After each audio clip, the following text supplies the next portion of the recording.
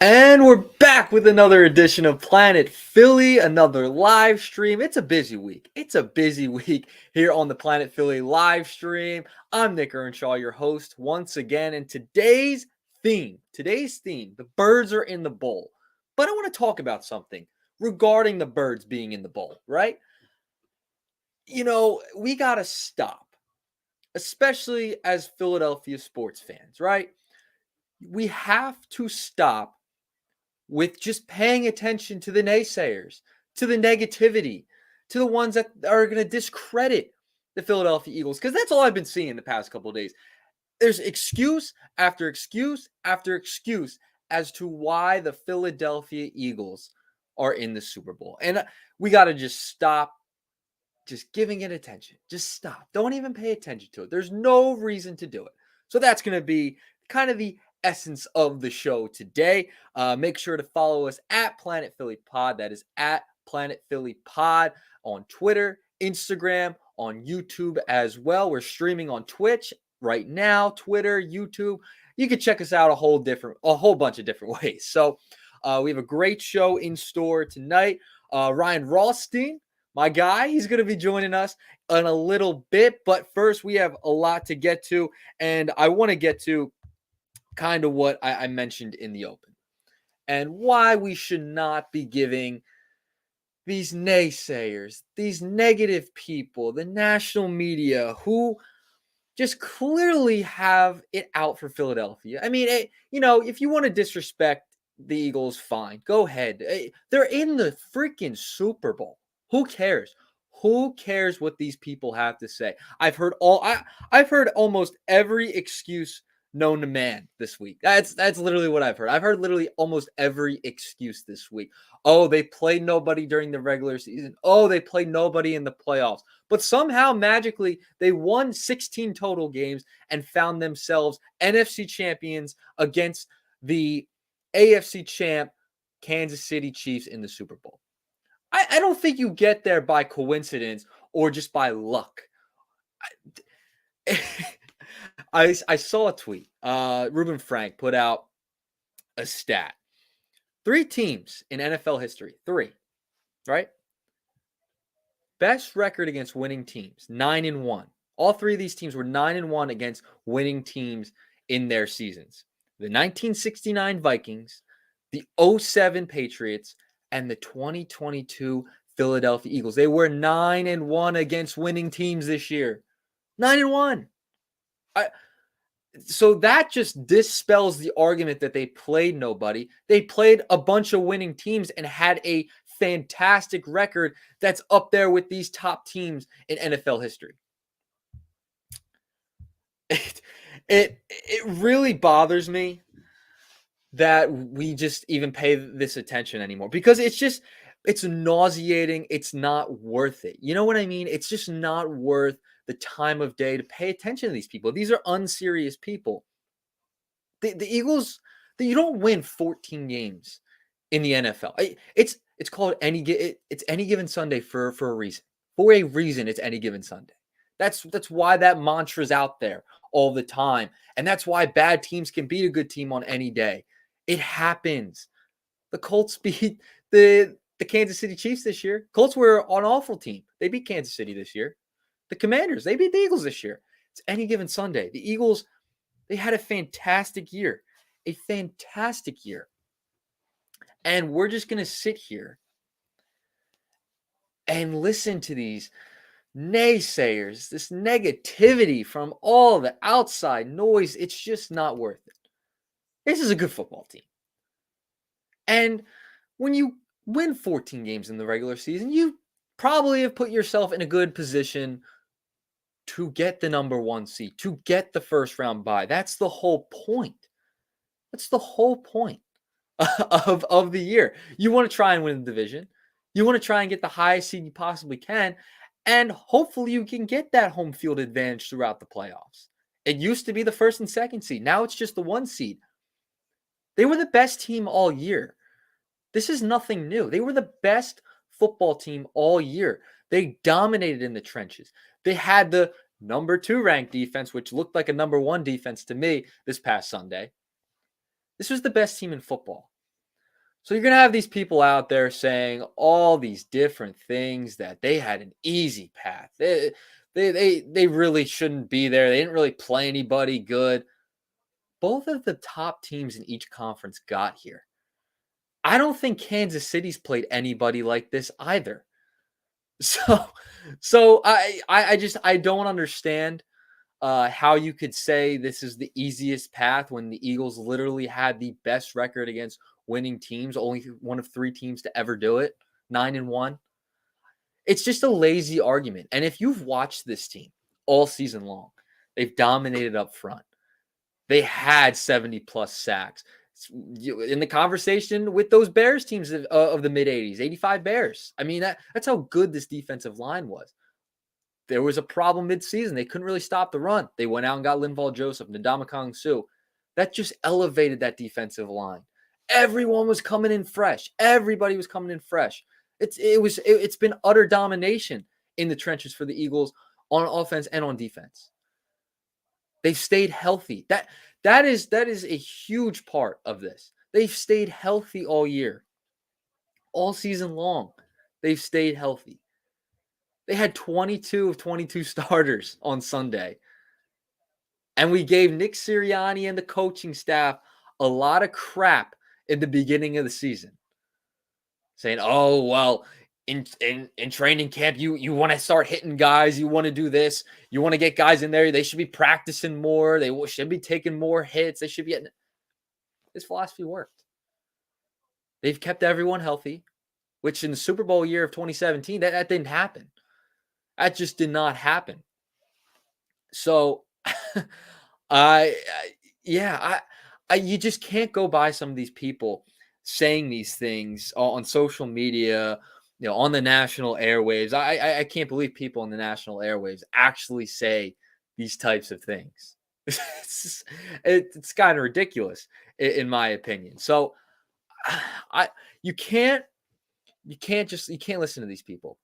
They're not serious. This is a very good football team. This is probably the most talented team. Jason Joseph has talked about it. Jen's talked about it. I've talked about it. Jovan last night. Alfred of the Sporting News and TotalSportsLive.com. He was talking about it. This is probably the most talented team in Eagles history. We were going through some of the guys on the 04 team, but I don't know. I might put this team up against that team. And I think this team would win. That's how good the Philadelphia Eagles are this year. And another thing is some of the same people picked the Giants, picked the San Francisco 49ers to win these past 2 games. And then all of a sudden they do a 180, 360, whatever you want to call it. And all of a sudden it's the easiest path for the Eagles. I don't buy it. I don't buy it whatsoever. It's utter ridiculousness that this is how it's being portrayed by some people. It's just not correct. It's literally just not correct. And we'll have Ryan Rothstein joining us in a little bit, but I can't wait to ask him this because just going through social media, and I saw this one tweet. I'm going to pull it up really quick because I thought it was one of the dumber ones I've seen. Someone tweeted, at Tom Stakes, most pathetic thing I heard all year was somebody said you needed all these off-season pickups just to win a Super Bowl. When do these excuses end? How are these? Where they're just pulling them out of their you-know-what right now. It's ridiculous. So this is like the last show I'm going to pay any mind to. The Eagles had an easy schedule. The Eagles did this. The Eagles did that. Hey, I'm just not doing it. I'm not doing it anymore because there's no point, none whatsoever, to give this any attention. And I just can't sit here and continue to take these people seriously. They had an MVP quarterback. He probably won't win it. He'll probably be second. But their quarterback is a finalist for the MVP. They had the best ranked offensive line in football, heading into the season. Defense was unbelievable. They have the best pass defense in football with Darius Slay on one side, James Bradbury on the other side. Avonte Maddox, when healthy, in the slot.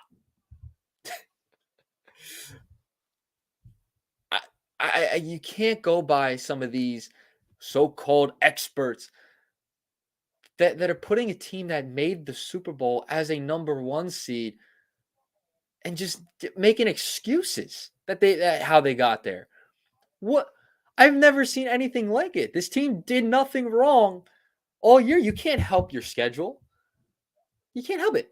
And on top of the fact, they played in the best division in football. 3 out of the 4 teams, almost all 4 made it to the playoffs. I mean, what are we doing here? They beat the New York Giants 3 times, a playoff team.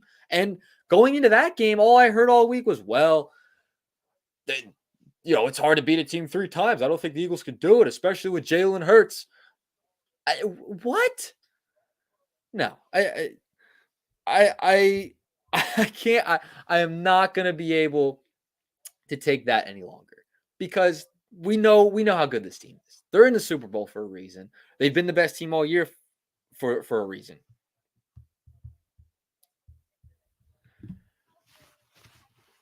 So I can't sit here and listen to these people anymore. It's just being being utter ridiculous that you have to sit here and tweet out excuses for the Eagles. No, they were the best team all year.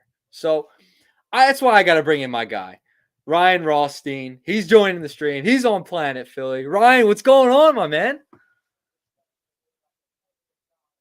Let's see. He's got his. I think his. You got me? I think we got him. Almost his sound. See if it's working.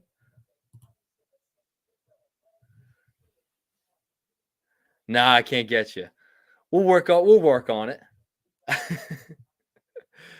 We'll work on your mic real quick. Let's see if we can get him. Unmute him. We'll try and get Ryan back in here. Can't get his mic working. We'll get his audio fixed. We'll get Ryan back in here because, man, oh man, do we have to talk about this? I can't sit here and read these tweets and read these excuses from pundits, from national media. We got to be ready. We got to be ready for the nonsense over the week. You just got to ignore it. You just have to ignore it. And it's just where we're at with some of these teams right now.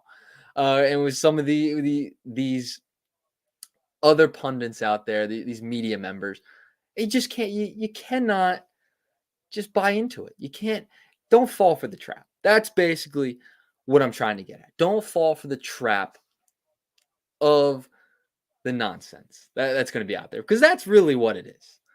That's really what it is at this point. And we'll work on Ryan's audio. We'll try and get him back. If not, we'll have him join maybe another time. But yeah, that's where I'm at with this one. And I kind of want to look back at this 49er game because it was, and Jovan and I talked about this last night on the stream. It was an odd game. It was a really weird game, in my opinion. It was really weird. So, I mean, so many weird things happen. I mean, Purdy tears his UCL. He's going to have Tommy John. It's like he's a pitcher all of a sudden. So they don't know what they're going to do at quarterback, San Francisco. This had a lot behind it this game. There was a lot of storylines and a lot that could bounce off of this game heading into the offseason. Eagles, they're in the Super Bowl. They're good. They're good to go. They're going to have a lot to deal with after the Super Bowl. A lot of free agents on defense. A lot of things to worry about there. But the thing is, the San Francisco 49ers now have to figure out their quarterback situation. And that was something that really hurt them. So you see Brock Purdy go down. Josh Johnson goes down with a concussion too. So it was just a lot of bad luck for San Francisco too. I mean, it's, it is what it is. I mean, I will blame Kyle Shanahan. I've said this multiple times. I blame Kyle Shanahan mostly for the Brock Purdy injury. The fact you're not going to put a lineman on Hassan Reddick, who probably could have been a nominee for Defensive Player of the Year. You're going to put a tight end on him or have him go unblocked. It's partly on the scheme, partly on the coaching staff right there. I lay a little bit of the blame on them. So I can't. I'm not going to sit here and make excuses for the 49ers because I've seen a lot of that too. That, oh, because Purdy got hurt, it was over. It was already over. It's a violent game. It's a violent game. Football is a violent game. These things happen. Some of these things happen. And when your scheme is not great in trying to prepare against one of the best pass rushes in football, then this is what's going to happen. This is what is going to happen. People are going to get hurt. Players are going to get hurt. Your quarterback is going to be laid out there to dry, and that's what happened. He couldn't throw the ball the rest of the game. So, with this game this past Sunday, a lot of good things from the Eagles. I didn't even think they really necessarily played their best game offensively. I thought defensively they were great. I mean, you knock the quarterback out of the game, the backup comes in, and they just kind of stopped them. All they had to do was really stop Christian McCaffrey, and that's what happened. They stopped Christian McCaffrey. So, we can't fall into this trap. Like I mentioned before, you cannot fall into this trap of, hey, the Eagles, they had the easiest path. People are going to be saying this for the next 2 weeks, all the way leading up to the Super Bowl.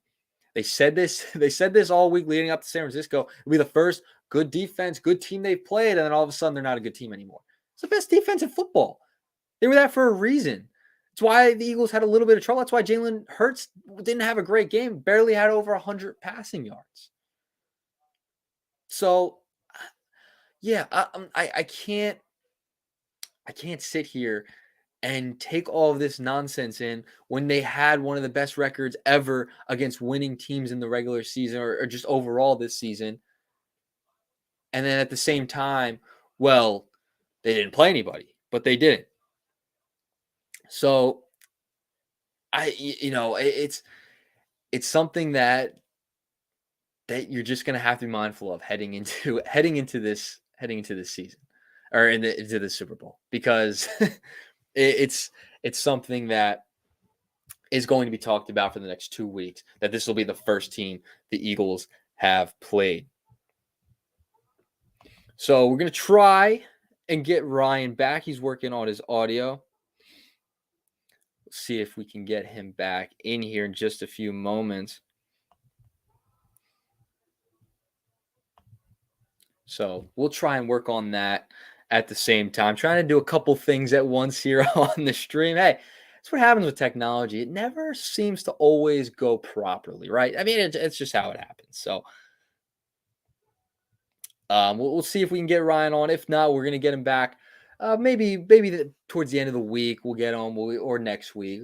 We'll figure it out.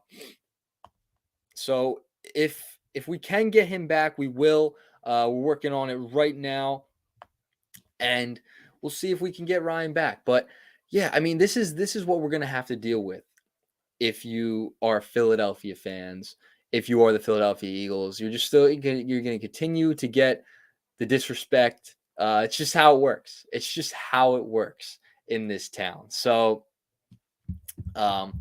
just gonna have to deal with it for the next couple weeks. So, we're working on it. We'll see if we can get him in. If not, we'll get Ryan in a little bit. But yeah, I mean, this is what you're gonna have to deal with. But I kind of want to move on from that for a second, and I want to kind of look forward to the Super Bowl. And looking towards the Super Bowl against the Chiefs, this will be the best team the Eagles have faced. Not to say they haven't played anybody, because they have. They played a few playoff teams. They've played teams over 500 with winning records. This is the best team. I mean, it's going to be a great game. This is going to be a great game. And the storylines in this game, well, there's a dime a dozen if you go down the storylines in this ball game. I can just name a few off of the top of my head. I mean, Andy Reid Bowl, the Kelsey Bowl, the MVP Bowl. Everything in this game is going to be fun, and this is how you have to go into it, right? you're gonna hear all of these storylines. There's so much to talk about with these teams, so much, especially after the Kansas City Cincinnati game. What a way better game than the NFC Championship, way better game than the AFC Championship. So I think we're gonna try and get Ryan next time. So he's having some technical issues. Don't worry about it. We'll get him back very soon here on the stream. But we appreciate him trying to hop on. You know, technology, it doesn't always work. We've had some problems here on Planet Philly before. It always happens. I've had them at work too. I mean, this is just how it goes sometimes. So don't worry about it. We'll get him on very soon. But looking ahead at this matchup, this is going to be a dynamic. I mean, these are the two best teams. These are the two best teams in the NFL. It's not close. It's really not close. So you're just going to hear a lot of noise the next couple of weeks. It's going to be a lot of noise because of the storylines, because of the nonsense we've been hearing. But as we want to wrap this show, here's what I will say. Drown out all of the negativity, the nonsense that goes on. Just don't do it. Just don't even look at it. Just walk straight by it. Tunnel vision. Don't even worry about it. You see it on social media. Just don't even worry about it. All right, guys. That'll do it for the stream. We might be able to get him in. Let's see. Can we get him into the stream? We got this. Did we get him? Oh, we got him right. Got it. Oh my Classic God. mix-up. Appreciate you, Ryan, man. How you doing, man? Bro. Talk some birds. They're in the freaking Super Bowl. Are they? They are, right? I think so. Okay. Yes. All right. They so are. the essence of what I was trying to get at today. I'm happy we got you on. I mean, this was at the buzzer. I mean, you were at the buzzer. That was pretty clutch. I'm not gonna lie. That was pretty clutch. Yep. It's, build it up a little bit. Get some dramatics on here. Oh, that's all we do on this show. Yep. The essence of what I was trying to get at and what I wanted to talk to you about, right, is the media and the naysayers. I mean, I saw your tweet the other day. We were going back and forth about it. Just don't pay attention to it. It's a lot of nonsense. It's not based in fact whatsoever. I mean, what is the thinking behind these people that they think they could just put this out there? It's just nonsense. It just makes no sense. Ryan, what are you seeing with? Oh, they haven't played anybody. Oh, it's been the easiest schedule. I mean, do you buy into that? Should you even pay attention to it? No, of course not. Right? It's absurd. I mean, it's just you get a lot of it on social media, and social media is ridiculous. All right, so you can start and end the conversation there. It's just Eagles haters. I mean, that's the only thing, and 49ers fans, of course, right? Like, I guess I understand where they're trying to come from. If you're a diehard 49ers fan, you're sitting there and you're certainly frustrated. You're on your third quarterback. He gets knocked out. You go to your fourth quarterback, who you probably didn't even know you had. He gets knocked out. But any football fan with half a brain can see where that fight was going. It was going to an early mid-round knockout. And that's exactly what happened with the Philadelphia Eagles on Sunday at the Link. It was just an epic performance from their offensive line, from their defensive line. And the offense, we've heard a little bit about, well, Jalen Hurts didn't look that good. He looked great, man. Like that's one of my favorite performances from Jalen Hurts, because the passing game wasn't there, and he's able to adjust. He's able to still take care of the pass onto the ground, and you put up a 31 spot in a game that Jalen didn't play well in. So, yeah, it's frustrating if you're an Eagles hater or a Niners fan, but I think all signs pointed to the birds, Nick. Yeah. I didn't think they were going to lose this game. I mean, if you went into this thinking the Eagles were going to lose at home against a rookie third-string quarterback, it just wasn't going to happen. And all I've heard from 49ers fans all week long, or after the game, I should say, is, well, first it was, oh, he's 7-0. He's played well. He's going to prove all the doubters wrong. And then all of a sudden, he's back to being a third-string quarterback. He was the greatest thing since sliced bread, and now he's a third-string quarterback again that got hurt. I blame part of that on the coaching staff. Why did Hassan Reddick not be blocked by an offensive lineman? Instead, he's trying to be blocked by a tight end, or he just goes unblocked anyway. How much emphasis are you going to put on the coaching staff to blame for that injury?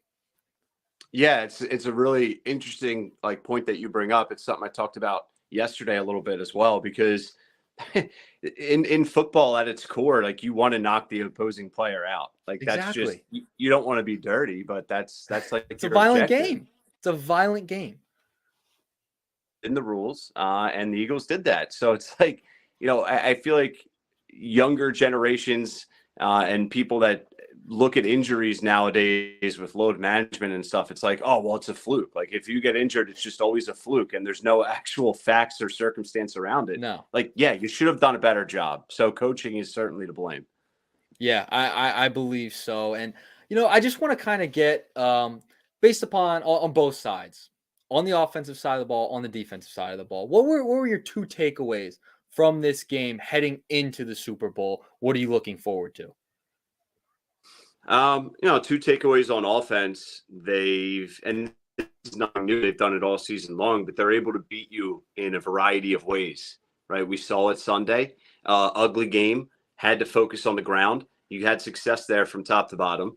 And the poise from Jalen Hurts is one. I think the offensive line play goes hand in hand with that as well, like Lane Johnson and Jason Kelce.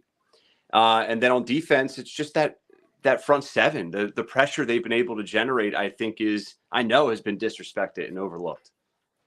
Yeah, it really has. I mean, this team, they haven't had to blitz a ton, and that's something we've harped on Gannon. You have to blitz. They've had the 4-man rush the entire year, and they've rivaled the 1985 Bears.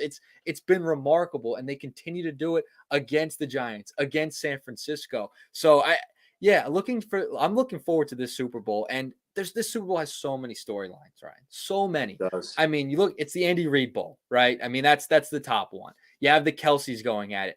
And then you look at both the MVP candidates going head to head in Mahomes and Jalen Hurts. Out of the three, which one are you putting more emphasis on? Which one intrigues you the most?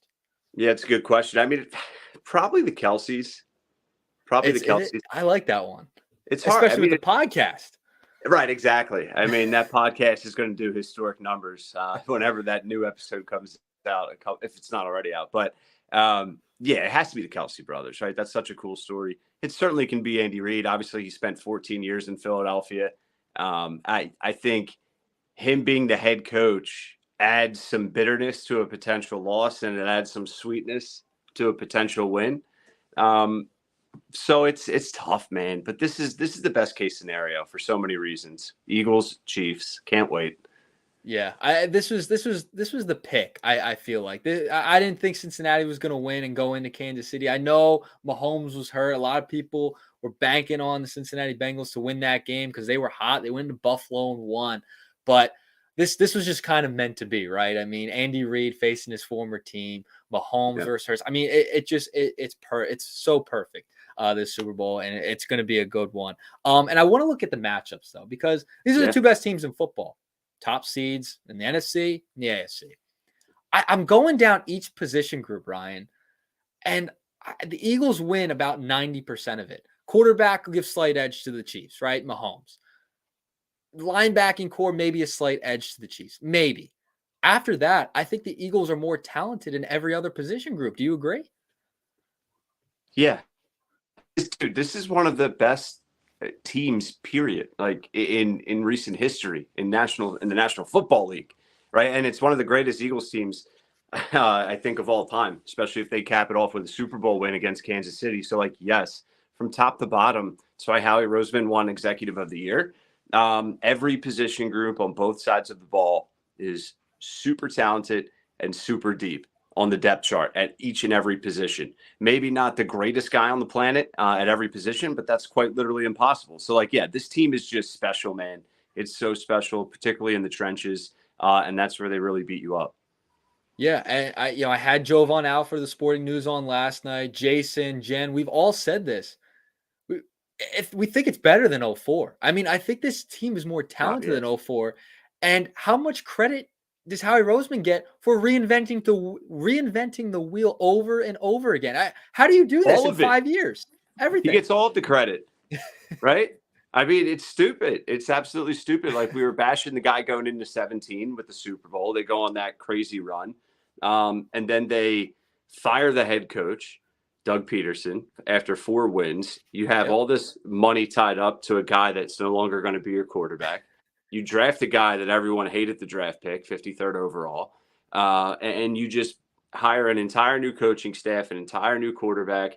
You draft all these new players. You trade for all these, proven guys, sign some key free agents. The next thing you know, it's like, yeah, it's the greatest show of all time, greatest team of all time.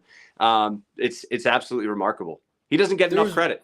No, he doesn't. And I've heard kind of the sentiment. Well, if he wins this one, there's a possibility he could go to Canton one day. And I honestly, I don't think it's that far fetched at this point. At this point, where the Eagles are at, it's a very real possibility.